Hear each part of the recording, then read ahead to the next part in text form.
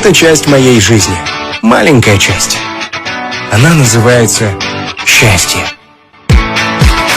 Assalomu alaykum hurmatli klientlar. Xudo xolasa 5,5 metrlik kuxnyamiz bitdi.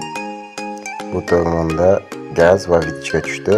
Eshiklarimiz davchili ruchka. Xudo xolasa bemalol foydalanishga bo'ladi. Taqillab ochilib yopilmaydi xudo xolasa. Ba'da esa shushulkamiz bor. 90lik shushulka tushgan kattadan. Eshiklarimiz 45 dan hammasi moyka и Mosepacker avtomatik ochiladi.